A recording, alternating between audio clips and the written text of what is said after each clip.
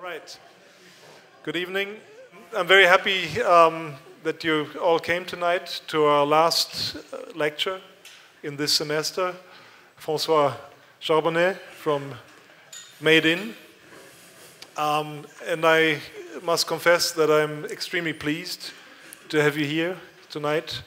I just told you I've heard a lot of you. François and his partner Patrick Heitz have, that's him?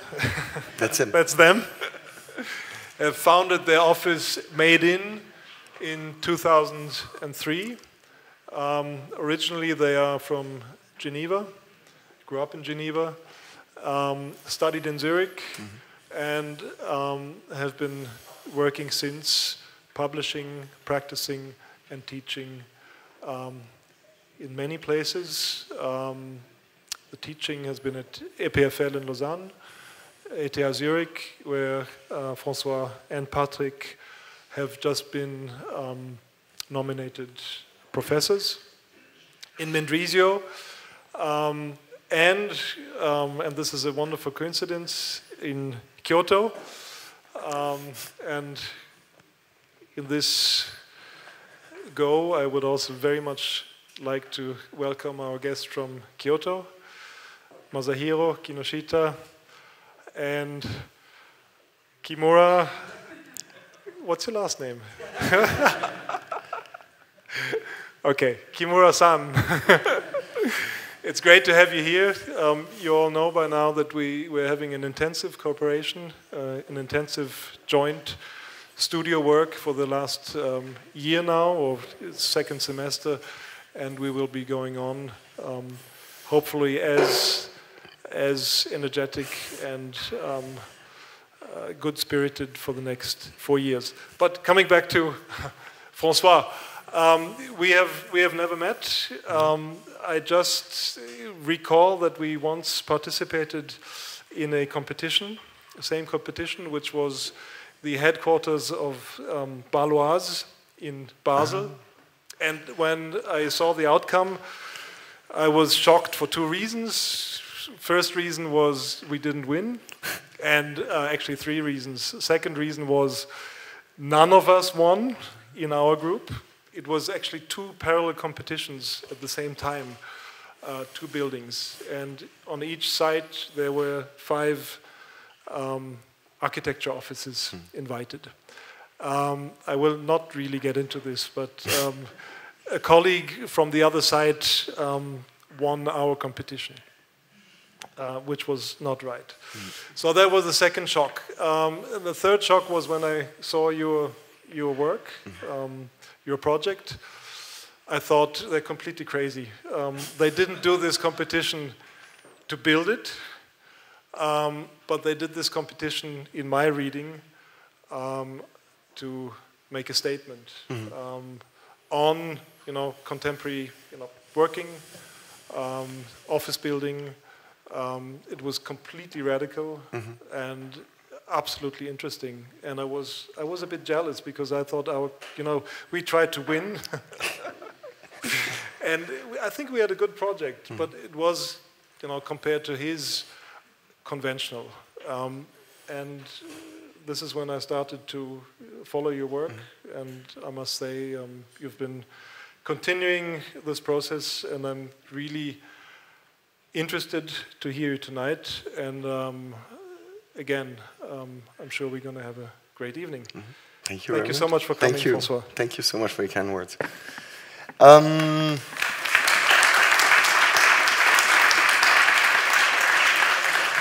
So, here's a friend also. Matej Manayla is with us.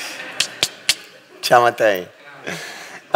The reason for which I show you this image, I'm not going to speak long about it, but I think it's important to see because I think it states a certain criticality toward what is actually giving to us. You mentioned the fact that Baloise, and you said, well, they didn't make the competition to win it. That's not entirely true. But there's always the hope that a project is a necessary comment to what is given to us. It's not simply just following what the rules are, but it's a proposal. A project is something that would be another topic of a lecture, but it means entwerfen is to throw away something. Projeter, c'est jeter au loin. It's to throw something. And therefore, it has its own speed, its own trajectory.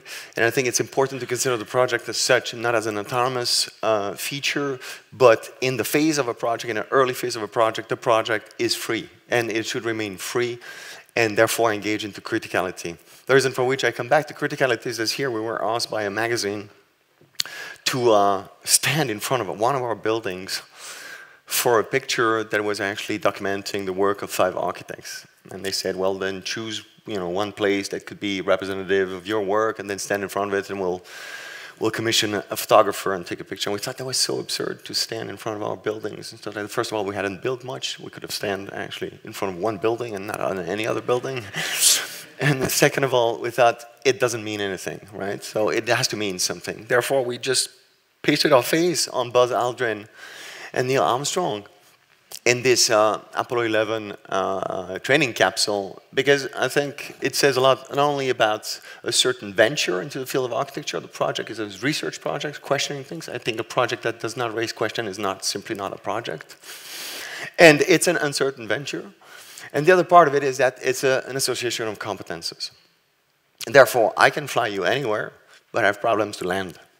I need someone who can land the project. And this man is right there, and it's Patrick Heinz. And there's no way one of us can work independently from one another, because it's like a couple. You need, both energies actually to guarantee something. So it brings me to the second image, from there to the moon, right? Again, criticality towards what was given to us, asked by a fashion magazine to publish a house that was not finished to be built. So we told them, yeah, but it's not finished. We said, it doesn't matter, we still want to publish it. We said, how am I going to do it? There's scaffolding around and so on. So I had one picture of the structure, the pure structure here. Lasted exactly 1 day, because afterwards they had started to fill it up, the thing. So for 1 day, it was like this. And we had one picture and said, well, because it's a fashion magazine, we're not going to be scientific. We're not going to show really what the project is. We're going to build it up just like in a magazine, as a fashion magazine, therefore as a commercial. And the commercial works really very simply. It's an image plus a slogan. So that's what we did. Some don't work with the same gravity. And the moon is actually the setting of this gravity that we're talking about. And of course, it's a double meaning, but I think it stands for a certain, again, criticality towards what is given to us. And you will see here in the series of projects that I show how this is being implemented into built architecture. As is in this first project, this is the house in Chardon that some of you might know.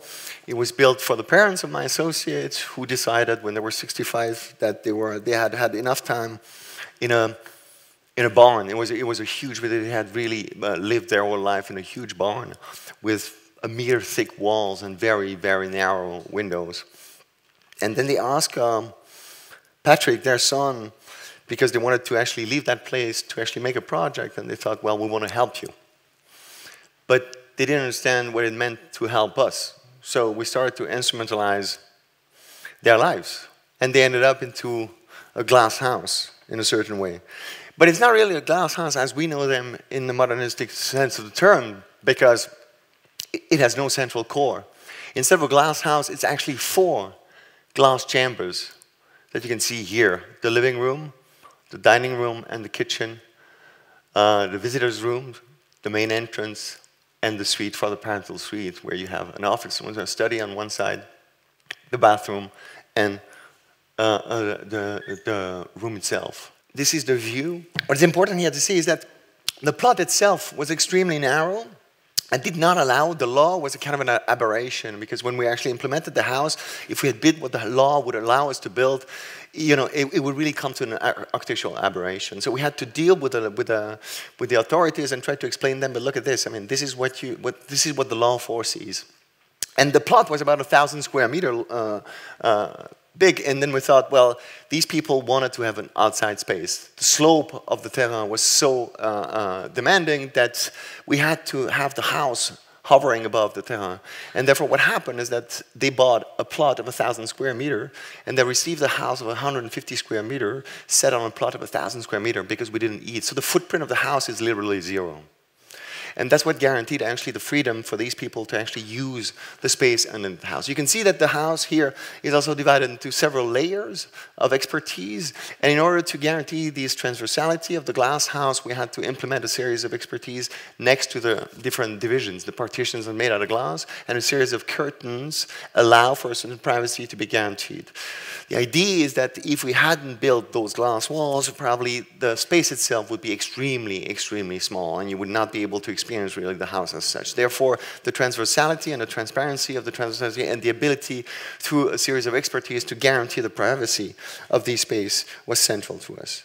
You see here the section, and I think the house is really the structure. You also see here that basically everything else that is defined by the structure is really implemented into the program. Nothing else really expresses anything that is hidden. There's no hidden agenda in this house. Everything has been really presented as such. Even the infrastructural features, as you will see later on. This is a house, as you see, when it was just finished, and you see here the belly of the house itself reflects actually the terrain. Therefore, it is here, but it could really disappear the next day. It is almost like a non-permanent architecture. It stands on its legs, and the legs are actually working as cantilevering the house, and at the same time they are so far away, stretching to the edge of the site, that we had to bind them together again by means of an underground structure. So the two legs, or the two columns and stuff, actually work together as a stabilizer, but also allow for a maximum use of the terrain underneath the house. Here's the side of the house, side view of the house at night.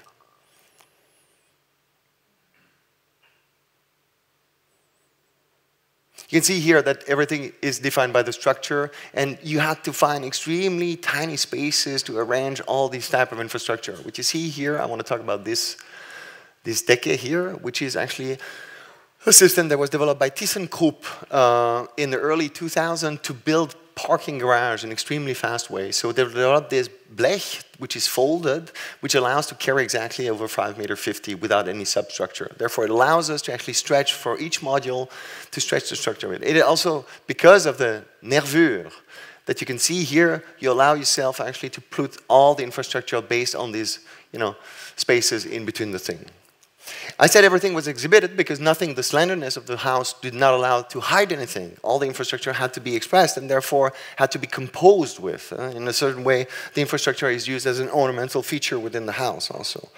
How is it ventilated? There are only fixed glasses, window panes, except for one the frontal window that you can slide, completely open. But here in this case, you see how the structure works. You have the main structure, which is RHS 300. So 30 by 30. And then you can see here the louver is set behind this main structure in order to allow the louver to guarantee a ventilation. The ventilation system is an extremely precise one because you have two sliding doors next to each other. You could decide to ventilate only one space or the other, or both spaces at the same time, or simply just a minimal ventilation by means of this opening of the louvers. So you witness actually, and what is actually working quite well, we thought it would be kind of a tricky way to solve this issue of the ventilation of the house, but what happens is that the air through this chicane here gets speed and therefore allows for a good circulation of the air within the house. So it's never really too hot. Not only this, but I will show you in the cross section you see here, you have actually a recessed roof that allows for basins to take place. So the reflection that you had here in the bottom of the house is also a reflection that will take place on the roof of the thing, therefore reflecting really the sky itself. So as long as there's water, it acts as a buffering zone, and the water evaporates and keeps the house cool. So you can actually, fill up these different basins in order to guarantee the coolness of the house. The house, I said, has no central core. It works as a series of enfilades. And you can see here that the enfilade can be addressed and therefore also open and guarantee a full peripheral circulation within the house. You see the cross-section, if the long section actually resembled the sketch by Mies van der Rohe for a glass house on a hillside, you can see that the cross-section denies the affinity with Mies van der Rohe because everything is junk, basically. Everything repeats itself in a way that the columns actually stretch to the maximum limits of the site. And the staircase, which I'll come back to it, you can see here, is a sign of the occupancy of the house. So we thought it would be actually extremely interesting in such a small house to have a very monumental entry, and that would speak also to what the house is about, therefore, to actually witness the occupancy of the house. So when the people leave the house, they lift up their staircase, and therefore the house is inaccessible from any side of it. The stair can be brought down, you can see, and actually fades into the landscape here to guarantee a very monumental entry to a very small house. When the house itself is closed, the whole wall actually falls back onto the house, leaving no access whatsoever to the house itself. This is the open version of it.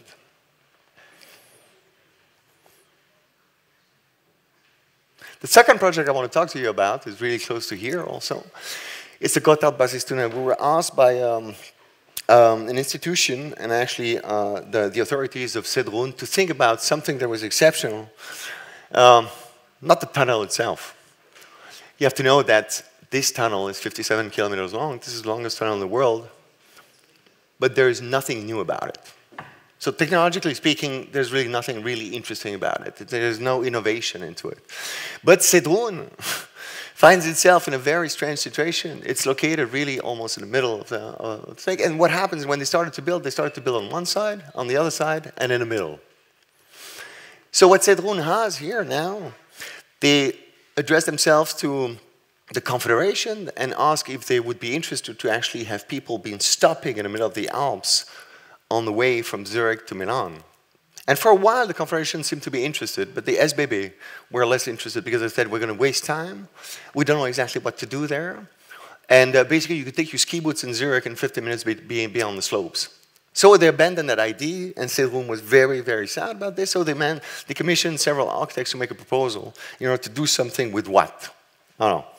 What they have, which is exceptional, is a hole into a granite, which is 50 meters wide and 800 meters high.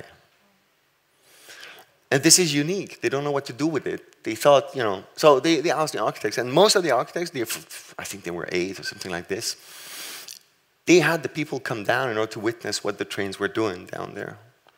And we thought, this makes no sense to bring the people 1,000 meters, almost a kilometer down into the earth just to watch a train pass by. You have to realize the conditions are extreme down there. It's about, the temperature hovers between 45 and 60 degrees. It's extremely hot. Ventilation systems are so massive that when we visited the construction site, was not open, the ventilation system is so massive that you have to wear, you know, to protect your ears, and you have to follow a guy who has a microphone, who speaks to you, kind of a walkie-talkie, and you follow him, he's 5 meters ahead of you, you can't hear him. So the extreme condition, and we thought, well, instead of making it actually experienceable as an experience, we thought we're going to make it hearable. There's, of course, a fascination also with those tunnels, for those machineries, those monsters, which actually we are very much fascinated by. And also, of course, the Central Schweiz, the Urschweiz in a certain way. And when I say this, it's important to understand really what the project is about. In past times, the horn owl, the Alp horn, was actually used to communicate, to gather the flocks. That's what they used to do. So the Alp horn is nothing really fancy about folklore. It was used as a tool to communicate between the valleys. And we thought it would be extremely interesting somehow to go back to this way of communicating and reconquer that part of a dreamlike way of communication.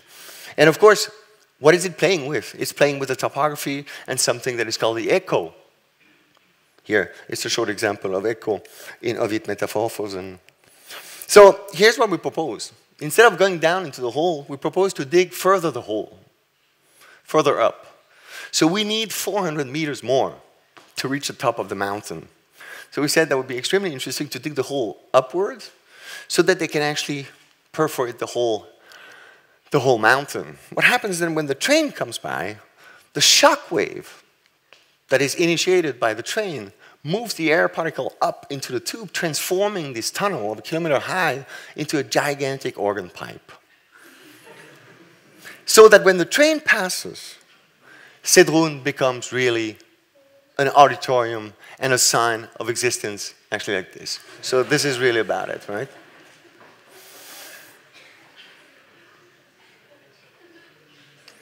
The third project I want to show you is a project that I like very much because it was also a project that was important for Geneva. And being from Geneva, I thought it would be extremely interesting to tackle that issue. The city of Geneva launched a competition in 2012, I think, or 2011, something like that, a few years ago, regarding a new pedestrian bridge that will make the connection here for the very reason that we have now this Mont Blanc Bridge where 60,000 cars a day actually pass by this thing, and it's way too narrow. And what you have is that it's the best position to actually admire the situation of Geneva. So what you have here is you have cars, buses, public transportation. It's full of tourists here.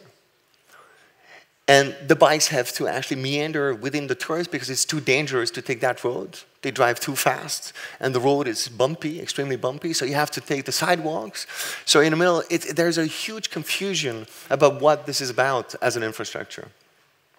And if we look at the evolution of what the shores of Geneva were, it's extremely interesting also to see here the parks, which were private parks.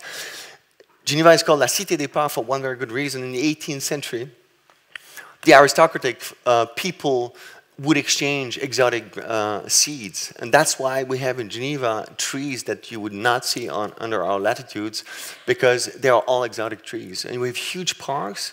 All of them are ancient aristocratic parks which have been given to the population. And you see one of them is le Parc Montrepos, which you have here on this side, which is the first one annexed. And this is the Parc Lagrange and the Parc des Eaux Vives. But if we look at the evolution, you see 1848, this is basically the founding of the Confederation, modern Confederation. This is the state you can see here in 1878. Le Jardin Anglais has been built up, and you can see how the shores has been really artificially tamed in a certain way. And for the first time in 1878, the first of these large parks has been given to the population, so it becomes a public park. Later on, you can see they evolved again, they worked on the shores, but there's this part which is missing right there in order to guarantee a 12-kilometer long promenade. So you could actually, it goes further down and it goes all the way to Vesna. So you could walk from Vesna all the way within a city into a huge 19th century promenade that would lead you to the other side of the lake in a very consistent way. So for us, it had nothing to do with a structural gesture. It has nothing to do with an architecture that would be spectacular just for the sake of being spectacular. It will become spectacular, but it is about completing really what was at stake at the beginning of the century when they started to actually tame those shores. Simply to complete it in order not to simply make a bridge, but to occupy the territory as a maximum feature. Therefore, the project itself occupies the whole perimeter that was given to us. So all the other participants have done a bridge. We've decided to build up a territory. So all this is actually new. You can see here how it works. And then it's about organizing the traffic. And you can see now everything is organized as sort of a strip, the pedestrian on one side, the bikes on the others, pedestrians here, which would witness actually the landscape in front of them, and the cars in the back. So I said this is not a bridge, this is a territory. And I want to see how this territory actually works as a performative aspect. So in a certain way, a bridge links as much as it separates. This is right, but we have in Geneva, once a year, one of the largest fireworks. So in 45 minutes, I don't know how many millions go up in smoke.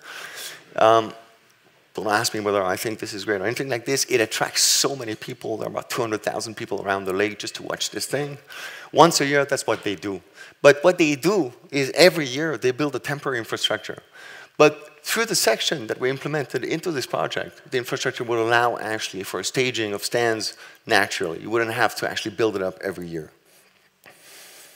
In the past, you will see, like in most cities in Europe also, generally speaking, you would have these roues à aubes to guarantee the feeding and the help also of the industry and so on. And we thought it would be, this is the modern version of it, this is the turbine.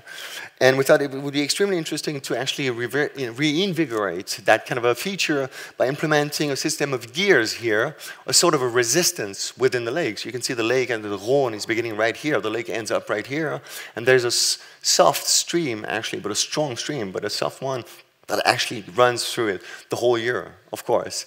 And what happens is that by the system of very simple gears, you can invert basically the way the wheel actually works, bringing the water up, resisting, and creating an energy source for the bridge itself to produce light.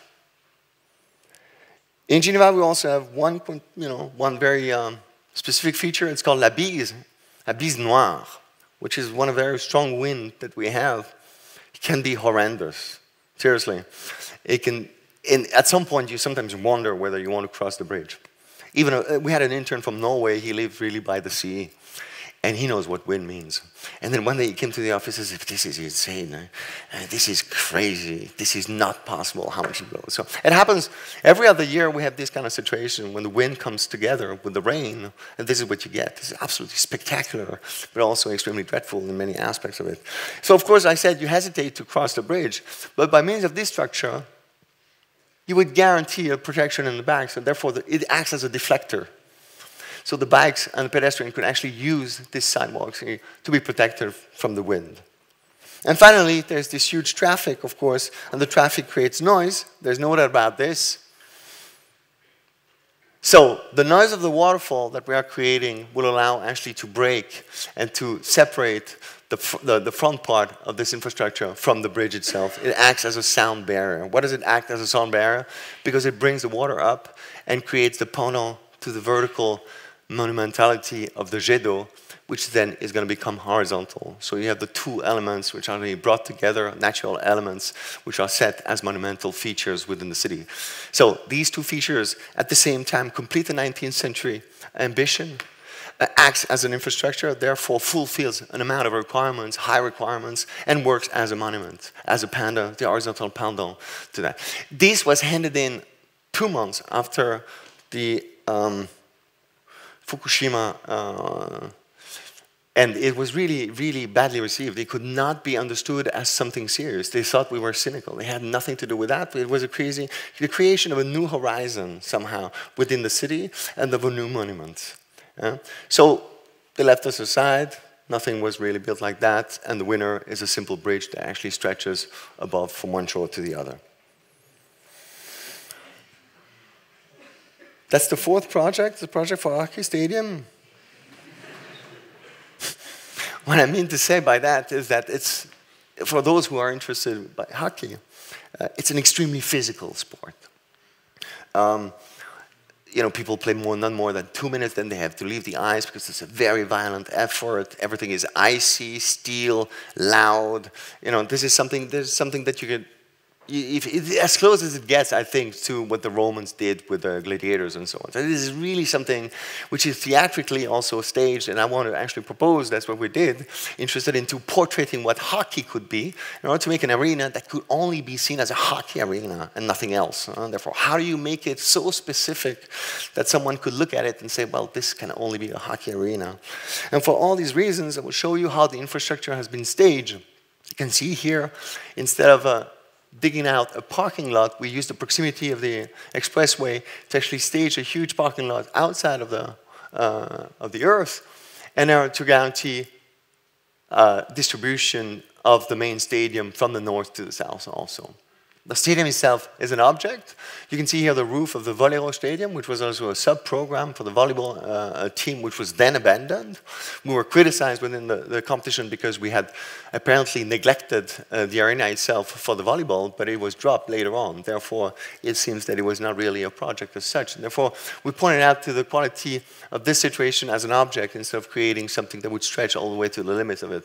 I think it has to become a monumentality in itself in order to guarantee this. I was talking about the infrastructure. You can see how this ring here, and we got to know actually quite interesting things. Apparently the hockey fans are extremely physical as their, as their sportler.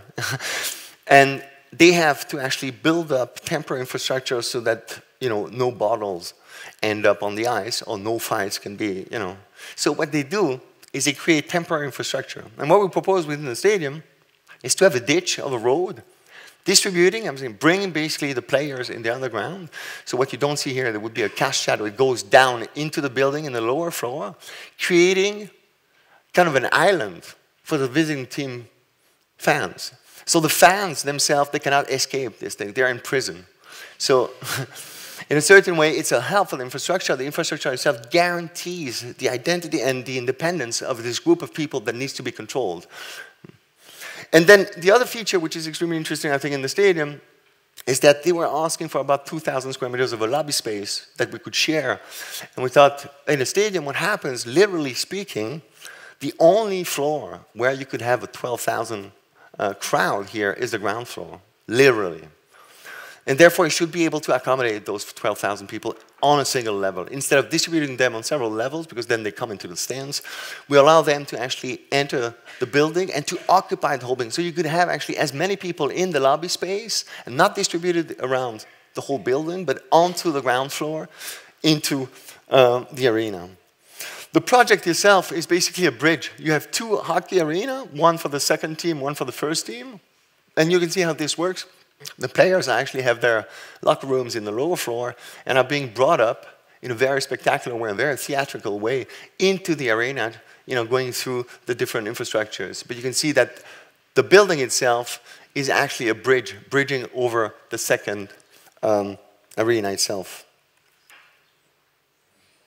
This is what I was talking about. So the players, actually, the platform accommodates the size of a whole team and the whole visitors team, because all the visitors team come first onto the ice. That's the way it happens. So the visitors team are being brought up literally at once into the arena, into a kind of a theatrical feature. And then on the way back, when the game is over, they have to stop at the intermediate level to speak to the press. That's what they do. Now, for those who have been in an arena, well, I can't hear much. But this is incredible. I mean, basically, if there is a good game and you have a good crowd, this is as loud as it can get. And there's nothing to compare with a football stadium because it's an enclosed space, a confined space. And what would be crazy is that if instead of just the arena would be vibrating, the whole building started to become a resonance box. So what we did is we staged the worst places. We got rid of them, the corner ones, the spots here, actually not great seats. So we left them open so that the whole arena not only stifles, it does not stifle really the theatrical feature of it, but it embraced the whole building. Therefore, the corners here that you can see are totally open, as you can see here in the corner, and therefore allow for the sound to resonate and to engage and embrace the whole building. The whole building itself is made out of steel, 8mm steel plate. And therefore, nothing absorbs the sound. It should resonate to the point where you should almost come with like earplugs in order to actually experience this building. It has to promote the idea of a resonant box, an extremely hard building. This is basically a Gazprom oil rig platform that you see here. We changed the color, of course. There's also a whole series of infrastructure on top. But it's very beautiful. As you see, on a floor plan, it looks like an urban building with cut corners. But in the section, it frees itself from that logic and becomes a monument. On game day, the lion, the old lion that used to sleep in the zoo in Zurich, will be brought up as a sign for the game show. In other words, the whole city knows when a game is going on in the city because of this platform here. And a winning title, the whole team will be brought up there. But the idea is to theatralize every move into an arena in order to stage what hockey is about. The fifth project is a project for the pavilions at the EPFL. And it was a strange idea by former President Patrick Ebischer, who had never short of ideas. He always had ideas, right? And then one day he bumped into Claude Nobs, who was the founder of the Montreux Jazz Festival. And Claude Nobs has something quite exceptional. He's founded the festival, of course. He has recordings of all the great concerts at the festival, but he cannot publish them. He cannot promote them. He cannot press disc. He cannot make money out of it. He can only show that into specific places, into Montreux Jazz Café that you have sometimes in airports. So it was a little bit sad, and the Claude Nobs went to Patrick Ebischer and told me, couldn't we find a way somehow to organize like an archive of something so we could promote this concert and make them, profitable to everyone, not just to people who are actually in airports. And he said, was extremely interested. He said, yes, but how we do it? And he said, well, we could reserve you a spot somehow on the compound and find ways to promote this music somehow. So what they did is they started to digitalize. It is currently being digitalized and archived by the IRCAM, actually, in Paris. And then the idea was to create 3 pavilions, one of them becoming the Montreux Jazz Pavilion, the other one becoming the Welcome Pavilion, and the last one becoming a pavilion, like a gallery space of the Confederation. The Confederation owns art and cannot exhibit it, and it would become a gallery space where the Confederation could actually exhibit art. So it was those 3 pavilions, the Welcome Pavilion that would exhibit basically the competences of the technical school of the EPFL, the Montreux Jazz Lab, which would be a cafe, a concert hall, and a place for the students to exchange, and an art gallery. But we thought it didn't build up a program yet, because we didn't, they used the term pavilion without really specifically addressing the notion of the pavilion. And therefore, we thought it was just not enough, because we had to bring art into a technical school, and how do we make this actually fit as a meaningful whole? How do you bring art into a technological school, which has nothing to do with the art? And this contradiction needed to be expressed, not only to be expressed, but to be criticized. Therefore, we went back to what a pavilion was, and we looked into etymology, and realized that actually it is much more complex than such a small building. This is the definition of a pavilion, and it's several things, and this is what's going to become really the program. The first thing that a pavilion is, it's a secondary building. It's a small building, but it's a secondary building. It means that there is a primary building. And for us, the primary pavilion, of course, was the Rolex Learning Center. It was important that all the intervention had to remain more modest in its appearance, but also in its functionality. So it's a secondary building. It's also a smaller building, which is sent into a larger compound. Therefore, the limit of its own body is not the limit of its own functionality. It goes beyond this. It's as much a horizon as a point to be viewed, as a point of view. Therefore, it's a building with a greater influence than the limits of its own body. It's a transmitter. In acoustic, it's a transmitter. But in medicine, it's also a receiver. That's a pavillon de l'oreille. And in maritime laws, it's a flag, it's a sign. So it has to be a small building, secondary, set into a compound which is larger than the limit of its own body. It has to be a transmitter, a receiver, and a sign. That constitutes a program and a complexity.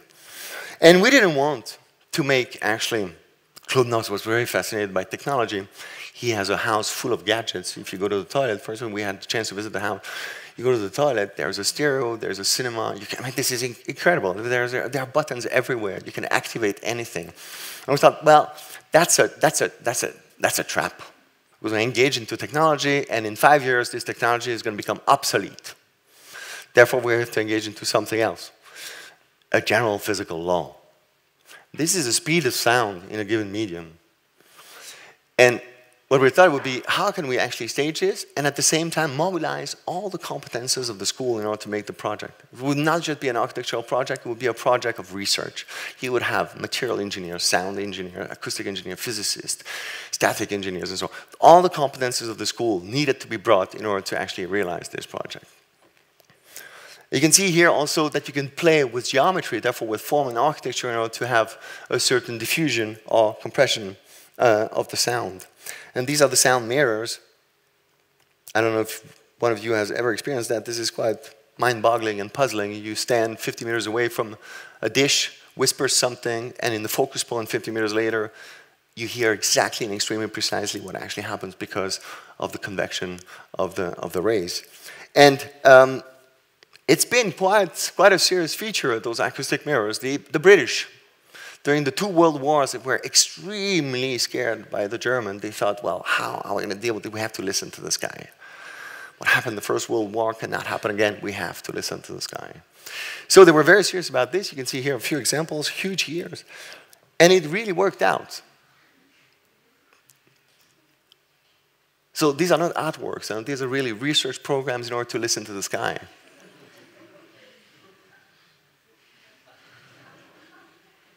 This is my favorite. But the thing is that it worked out. The only thing is that they could not make the difference between an airplane, a German airplane, and a pigeon crashing into a tree. So they were constantly on alert. And it became obsolete. They stopped the research when the radar was invented. But this is a typical example, and you can still witness those things in the south of England. You know? Then we also realized that Claude Knox was, I didn't know that, but he was the CEO of Time Warner Cable in the 60s, a Swiss guy at the head of an American company. And you see, it's extremely interesting what they used as an icon. Not that I'm interested in graphic design, but here you have an eye, you have an ear. These are the two senses you need to communicate any education, the main senses. If you don't have an ear, if you don't have an eye, it's going to be extremely difficult to communicate anything. Therefore, into the school, we wanted to implement eyes, point of views, as much as ears, receptors. Right? An ideal biometric is universal, unique, permanent, and collectible. This means that each person should possess the characteristic, universal, and no two persons should share the characteristic, it means remain unique. The characteristics should not change, remain permanent, and they should be easily presentable to a sensor and quantifiable, collectible. So the year that you know that for a long time by criminologists, it was used as the main identity factor in order to identify someone. Not even two twins have the same ears. It's more accurate than the fingerprints. They still use it to a certain extent, but now, of course, we have DNA, but the footprint of the ear is an extreme specificity, even within replica like twins. So we implemented actually a series of, let's say, iconic buildings that would be as much ears as point of views around the compound. This is the first pavilion. It acts as a reflecting wall and divides actually a plaza, which is then defined, and an esplanade, which is yet to be programmed in a certain way. The difference between an esplanade that opens towards the landscape and the city-like plaza, so this wall actually closes the plaza of the esplanade, and the esplanade here in the front opens onto the landscape as a potential feature. You can see here the image.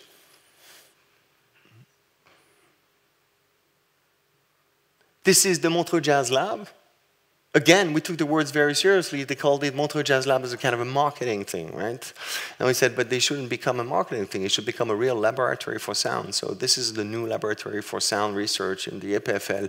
It takes a kind of a last homage to the fossil energies, the gasometer structure, in order to guarantee several flexibility regarding the volume of the laboratory itself. Underneath, you have the cafe, and you can see here the stage I can bring down. This is the situation that would take place on Balélec, which is where 15,000 people once a year, students actually are brought together here in one of the largest university party-like feature. So we have 15,000 students gathering around this object, and you can see here we have eliminated the rock band. Because what is happening is it's a critical point of view regarding the architecture. Now people don't come to visit the rock band, they come to visit this. So it's, I mean, there's a shift in position of architecture that is not simply just a service feature, but it's also a goal. It has become, and the criticality is here in the image is that we have erased the rock band. And you can see how this machine works. It has two features, right? So the restaurant, you can actually address several volumes within the laboratory, and this upper part here rotates around the whole perimeter in order to actually send the sound to the other acoustic mirrors which are set on the compound. This is the restaurant and the laboratory. You can see here on the top, this man here working on the sound system. And this is the last and most provocative of the pavilion because it is set, and it's probably one of the reasons for which we lost, in my research. It is set actually, well, within the Rolex Learning Center. But this Rolex Learning Center is, of course, a marvelous piece of architecture, but it also has certain features which are questionable. For example, this huge courtyard that you have actually in the corner, in the southeast corner of this building is never activated. No one is ever there, and it's too big. And it's not even round. But you cannot witness this unless you implement a perfect platonic form into it. By implementing a perfect platonic form into it, you would witness the geometry. You would reveal the actual geometry that is there, which is too big to be really perceived as such. And therefore, it doesn't want to touch the building. It embraces as a kind of a feature, as a landscape feature, growing underneath this building, not touching it, and creating, again, the ability, a point of view here. Because what we can do now in this Rolex Center, what we can do is experience the vault space underneath this platform and inside the vault. But you can never witness this wonderful landscape here on the top unless you're in another building. And we wanted this to be possible, to witness this as a landscape, an exterior landscape. And it's called étreinte, which is a very respectful way of actually showing your affection to someone. The project itself is the ensemble of all these pavilions here. This is the Montreux Jazz Lab, which will rotate and actually send sound echoes into the different pavilions. One of them could be totemic also and be placed also in functional spaces like a parking lot, and it would be the sound park. And by the choice of the material and the geometry allow for a spreading of the sound or a compression of the sound. And what is nice is that the sound will travel in 100 years.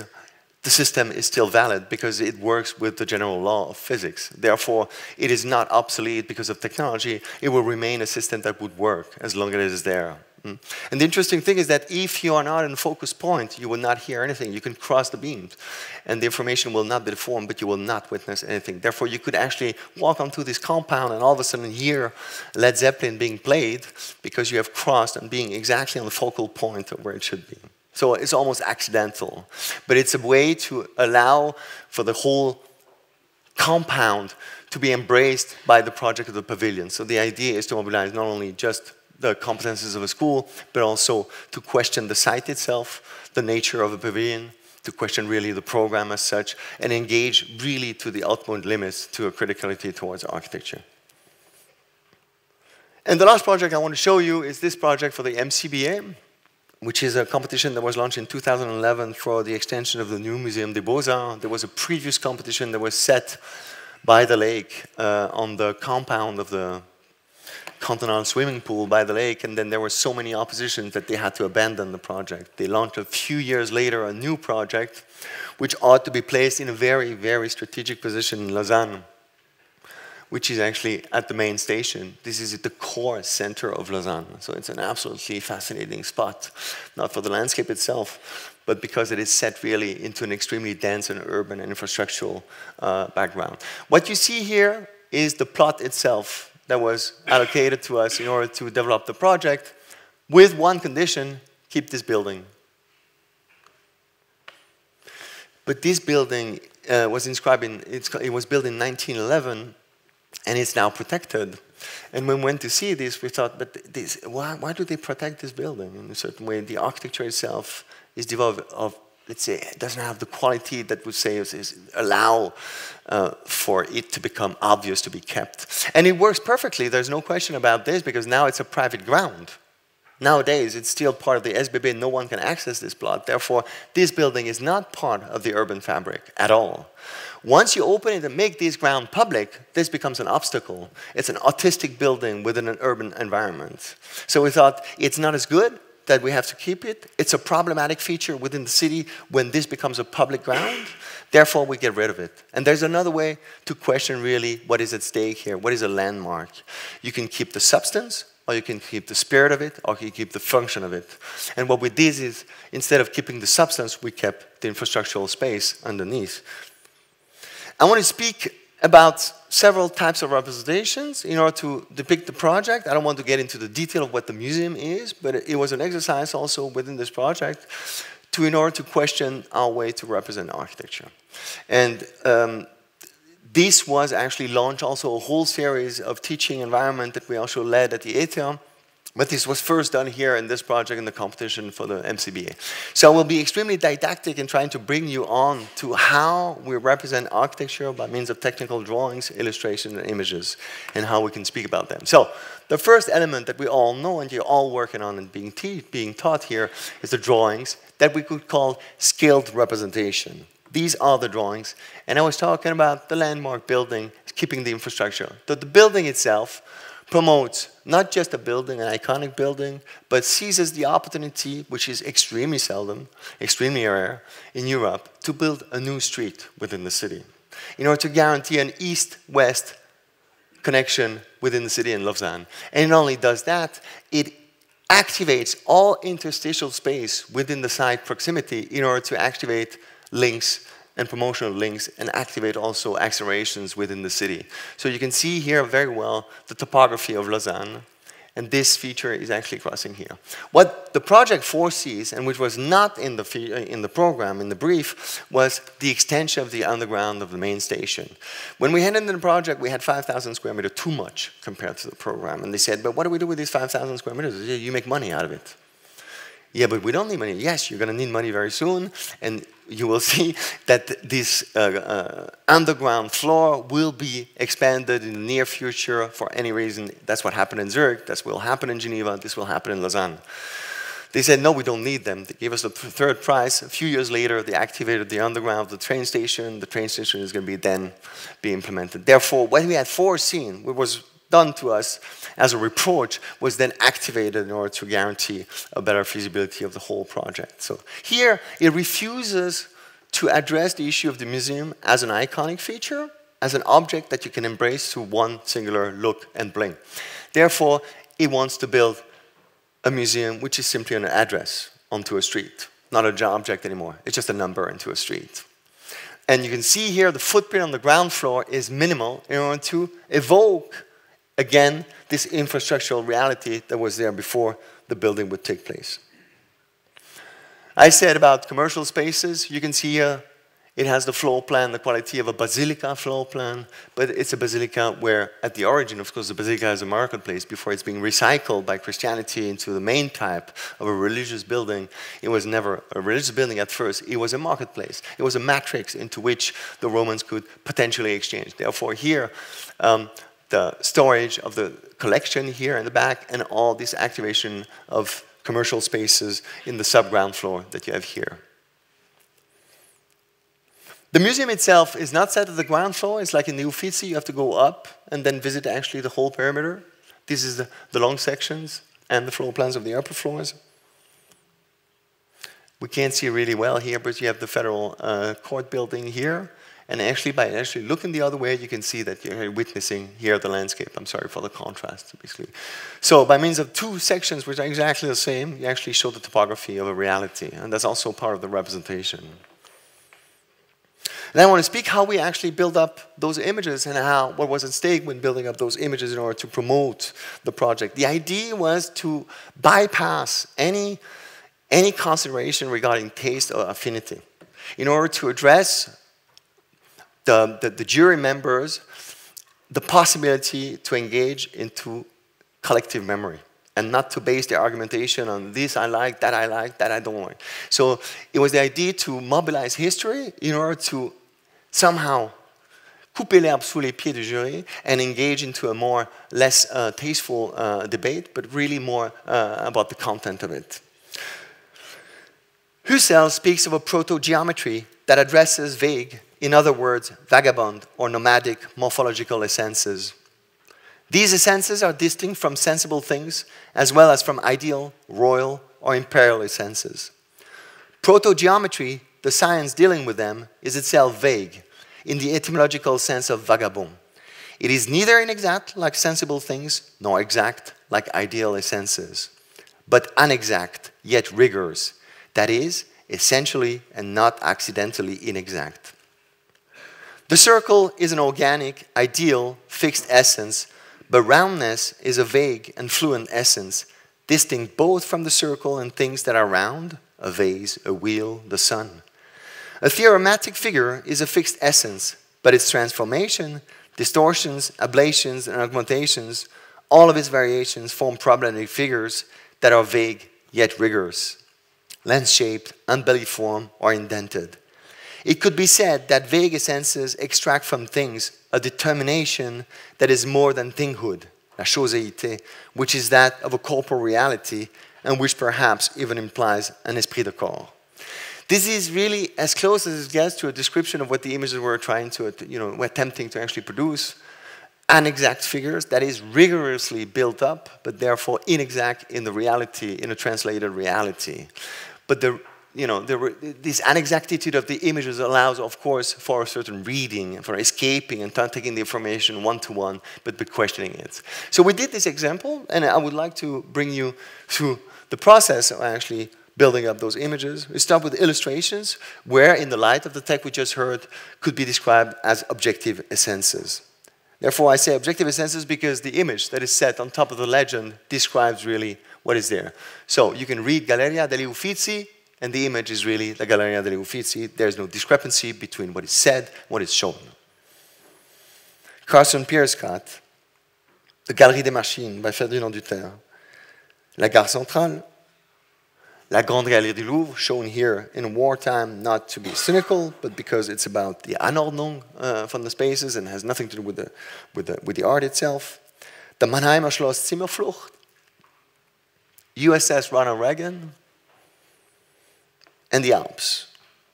So what you see is what you read.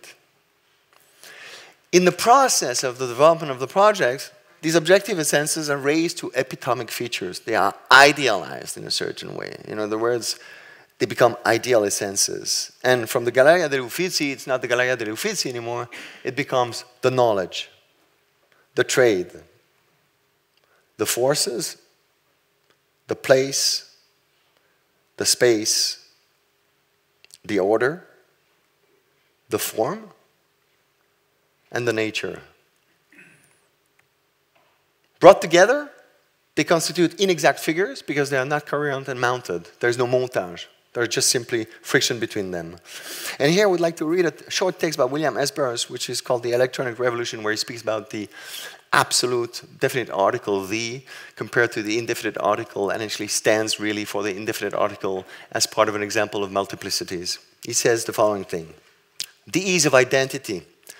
You are an animal, you are a body. Now, whatever you may be, you are not an animal, you are not a body, because these are verbal labels. The ease of identity always carries the assignment of permanent condition, to stay that way.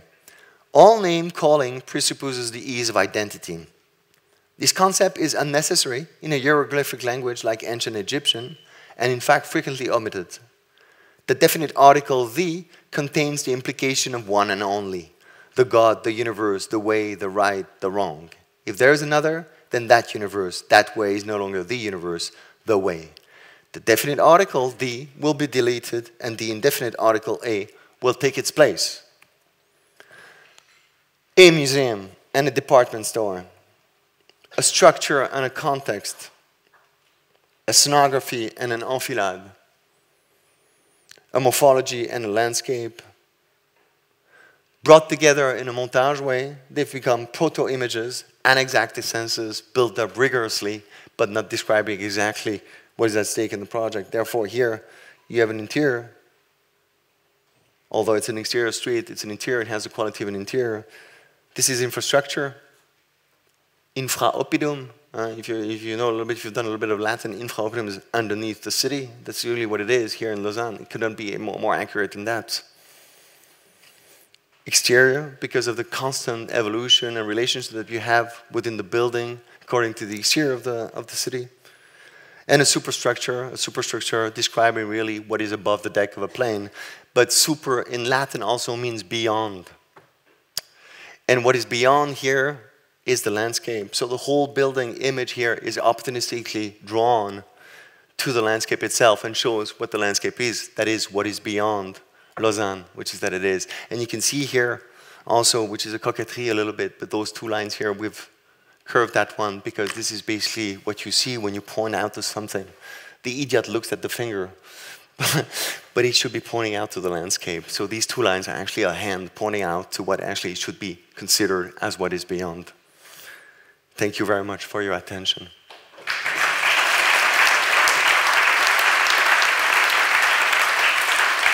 Good to see you.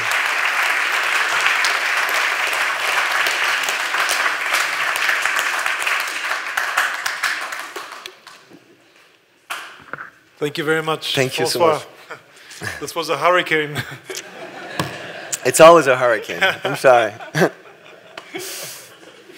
But we've recorded it, so... You can watch it 0.75. 0.75. I advise 0.75. Any questions?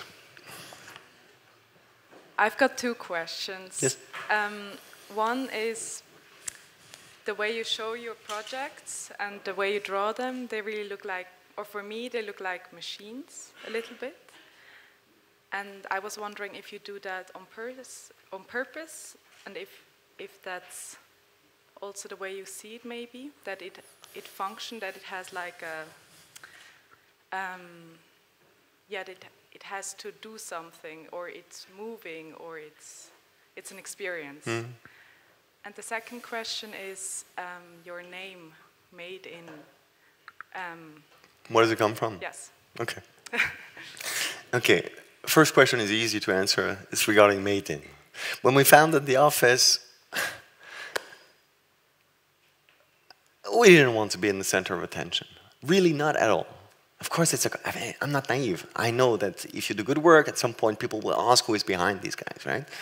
But the idea was to remain completely anonymous in a certain way. So we took the most generic, let's say, locution verbale. Made in can be found anywhere. And it was also a coquetry because made in is part of a sentence. You can complete it. Made in and out, made inside out, whatever. You could find Iron Maiden. You know, if we do a project for Iron Maiden one day, we'll call it Iron Maiden. So it's a coquetry, it's a poetic thing, but it's also in order to, you know, not to promote the people behind, but the work. That's one thing. And the second question is about machinery. The machines, the fascination we have for machines are there. I'm not, you know, I don't know if I agree with you that we draw our projects like machines, but it's true that machineries, I would call them prosthetic features, because those prosthetic features, they serve not just a feature which is a fulfillment of a function, they work at a dramaturgy. Therefore, the machine is there to enhance a dramaturgic feature within the film. You have that in cinema also, very often. You see that if you think of Pierrot le Fou, with this lift, if you know Pierrot le Fou, you know that there is a scene where there is at the garage where he's trying to steal a car, and basically the lift for the car plays the role of the whole dramaturgy, allowing them for actually hiding behind or actually moving. So it's not just what the machine can do as a fulfillment of a function, it's what it can show as a dramaturgy also, which interests us. Hence, the staircase. The staircase that can be only understood not as a vanity, but as a sign of occupancy within the thing. And it works without lifting the stair, of course. You know, you can keep the people away from your plot without lifting the stair. But by lifting the stair, you actually mobilize, you convene architecture and machinery and prosthetic features into a development which is then becoming a dramaturgic feature.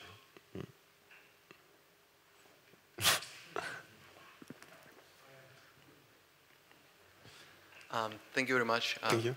I actually have a lot of questions, but I'll just ask one.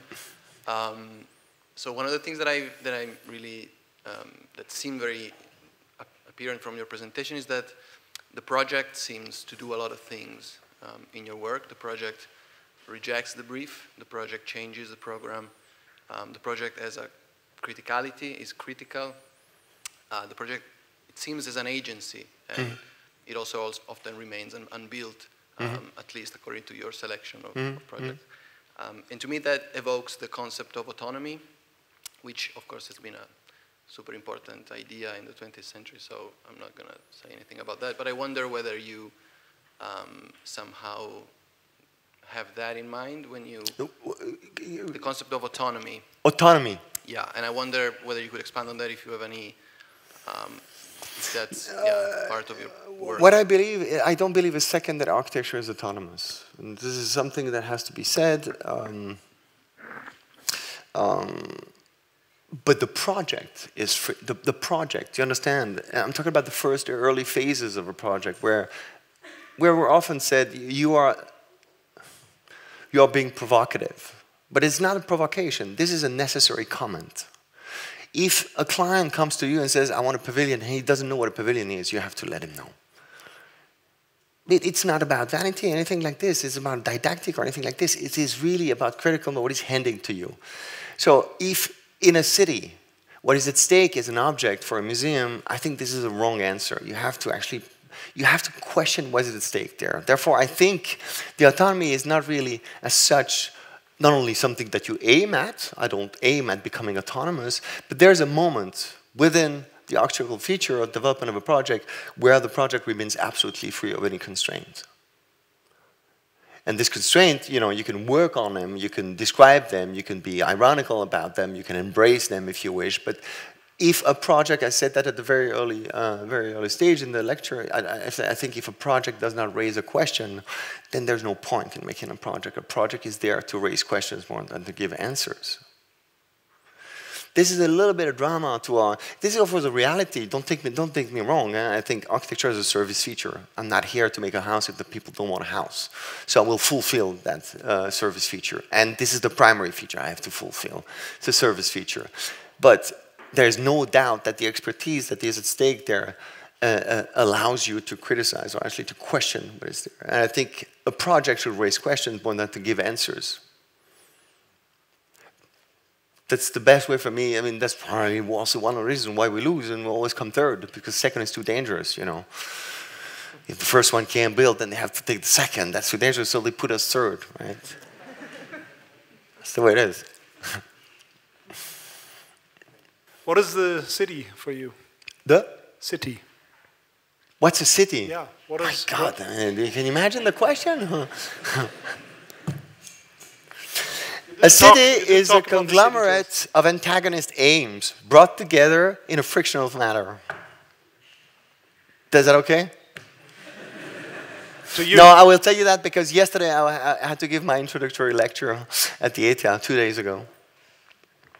And it's interesting that you ask this question because I start with this, what's a city? And you go back into history and you go into ancient Greece and realize that the city, the polis, has nothing to do with the Parthenon or the Erechtheion. It is the space where two people can appear to one another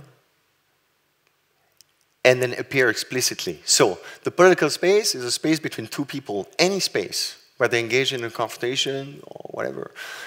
But that's a political space. So the city, as we understand it, has nothing to do with what the police, the Greeks, understood as a city. And I like this because it's, first of all, it extracts itself from a certain way, and it engages in the full responsibility as architecture as an act of policy. To make architecture is to make policy. Is policy making. You cannot draw a line on a site plan or build a sidewalk without actually being aware that what you do is a political space. And it's bound to a political responsibility there. Because you do not build your own fantasy, you build something that will last, which is transgenerational. So I would say the city is that. It's the space between the people. And is not the built substance. Great, let's have a drink together. Thank you. Thank you very much. Thank you very much.